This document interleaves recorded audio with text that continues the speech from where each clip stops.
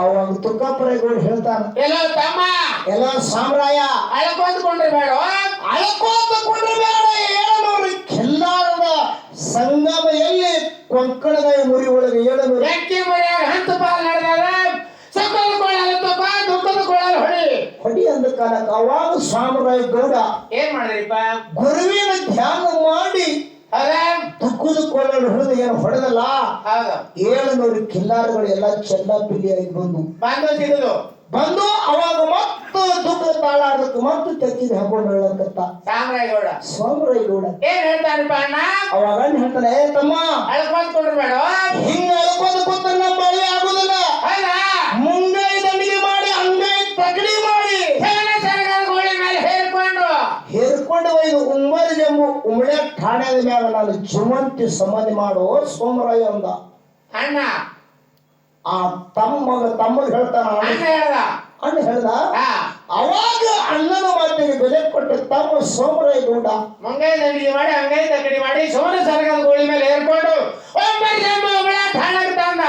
ಉಂಬರಿ ಜಂಬು ಉಮಳೆ ಠಾಣೆದ ಮೇಲೆ ತಂದು ಹೆಂಡಿ ಕಿಚ್ಚಿನೊಳಗ ಸಂಬಂಧಿ ಬಿಡು ಕಾಲಕ್ಕ ಅವಾಗ ತುಕ್ಕಪ್ಪರ ಮಾತನಿಗಿರಿ ಮಾಳಿಗರಾಗ ಜಕರಾಯಿ ಕೇಳ್ತಾನ. ಜಕರಾಯಿ ಕರೆದು ಕೇಳ್ತಾನ, ಎಲ್ಲ ಮಕ್ಕಳೇ ಹಿರಿ ಮಗ ಜಕರಾಯಿ ತಲೆ ಮೇಲೆ ಕೈ ಇಟ್ಟು ಕೇಳ್ದ, ಎಲ್ಲೋ ಜಕರಾಯ ಏನೇ ಹೊಟ್ಟೆ ಮಂದಿನ ಕಳ್ಳ ನೇರನ ಖಬರ್ಗೊಂಡ್ಯಾನ. ಏನ್ ಹೇಳ್ತಾನ್ರಿಪ್ಪ ಹಿರಿ ಮಗ ಜಕರಾಯ? ಬಾ ನಿಮ್ಮಂತ ಸುರು ಕಾಕ ನಿಮ್ಮದಾಗಿಲ್ಲ ಅಂದ್ರೆ ನನ್ನ ಕೈಲಿ ಆಗ್ಲ ತಂದೆ ಅಂದ. ತಂದೆ ಅಂದ. ಅವಾಗ ಮಾತನಿಗೆ ಮಾಳಿಂಗರಾಯ 5 ವರ್ಷದ ಬಲಕಿನ ತೊಡಿ ಮೇಲೆ ಕುಂಡಿಸ್ಕೊಂಡು ಹಿಂಗ ಬಲಗೈ ತೆಲಿ ಮೇಲೆ ಇಟ್ಟು ಕೇಳ್ತಾನ, ಮಾಳಿಂಗರಾಯ ಎಲ್ಲ ಮಾಡಪ್ಪ ಹೇಳಪ್ಪ, ಆ ಹೊಟ್ಟೆ ಮಂದಿ ಕಳ್ಳರ ಏನಾರ ಖಬರ್ಗೊಂಡ್ಯಾನ ಮಾಡಪ್ಪ. ಮಾತಿನಿಗೆ ನೀ ಮಾಳಿಂಗರಾಯ ಏನ್ ಹೇಳ್ತಾರಪ್ಪ ತಂದೆಗೆ? ಅವಾಗ ಇದೇ ನನ್ನ ಮಾಡಪ್ಪ ಏನು ಹೊಡ್ಯಾಕ ಹೋಗ್ತಾನ ಮಾಡಪ್ಪ ಹೇಳ್ತಾನ, ಇವನೇ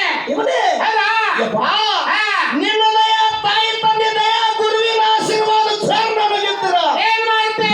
24 ವಯಸ್ಸು ತುಂಬರೊಳಗ ಕೆಟ್ಟ ಕೋಡಿ ಬಂದಿರ ಹೈನಾವ ಹಂತಿ ಕಟ್ಟಿ ತಂದು ಕಾರ್ಯ ಮಾಡಿ ತಡೆದು ನೆಲ ಭುಯ್ಯರವನ್ನು ತೆಗೆದು ಚಂಡವನ್ನು ಕಡದು ಅದರೊಳಗೆ ಹಾಕಿ ಚಕ್ಕಲ್ ಕಟ್ಟಿ ವರ್ಷಕ್ಕೊಮ್ಮೆ ನೋಡಿ ಮಾಡ್ತಿದ್ದೆ ಶಕ್ತ ಮಾಡಿದ್ರ ತಂದೆ ವಚನ ಕೊಟ್ಟ.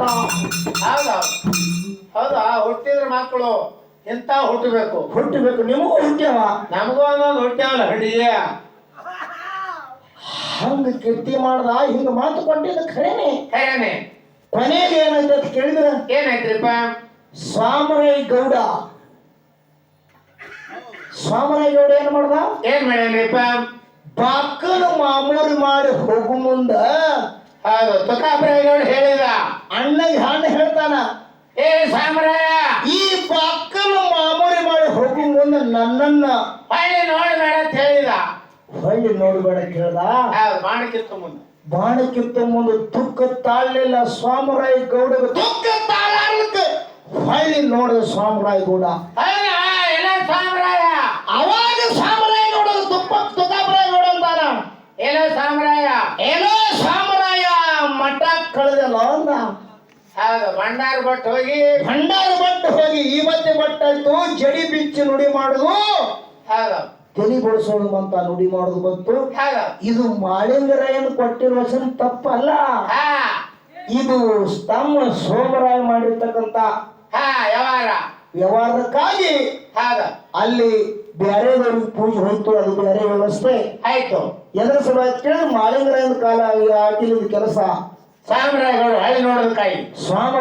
ಹಳ್ಳಿ ನೋಡೋದಕ್ಕಾಗಿ ಪಂಚಮ ಸಾಲವರಿಗೆ ಪೂಜೆ ಹೋಯ್ತು, ಭಂಡಾರ ಹೋಗಿ ಇವತ್ತೇ ಆಯ್ತು. ಅದ್ರ ಸಲುವಾಗಿ ಆದ್ರೂ ಕೂಡ ನುಡಿ ಏನು ಮಾಡ್ತಾರಲ್ಲ, ಅವ್ರ ಮೇಯ ಒಳಗ ಬರಾವ ಮಾಳಪ್ಪನೇ. ಇದು ಮಾತ್ರ ನಿಮ್ಗೆ ತರಕೆ ಮಾಳಪ್ಪನೇ ಯಾಕಂತ ಕೇಳಿದ್ರ, ಮಾಳಪ್ಪ ಹಂಗ ವಚನ ಕೊಟ್ಟಿದಾಗ ಈಗ ದೇವ್ರ ಮೇಯಾಗ ಬರಾನಿ ಅವ ನುಡಿ ಮಾಡ್ಬೇಕ, ಸಂಸಮೆ ಎಲ್ಲ ಈ ಮಾಡಕ್ ಬರಂಗಿಲ್ಲ. ಆಗಿರ್ತಕ್ಕಂತ ವ್ಯವಹಾರ ಆದ ನಮ್ ಹಿರಿಯರ್ ನಮಗ್ ಹಿಂಗ ಹೇಳ ಹೌದಿತ್ತು ಅಂದ್ರೆ ಒಂದ್ ವೇಳೆ ಒಪ್ಪುಗಳಿಲ್ಲ ಅಂದ್ರ ದಬಾ ಮಾಡ್ಬೇಡಿ, ದಬಾ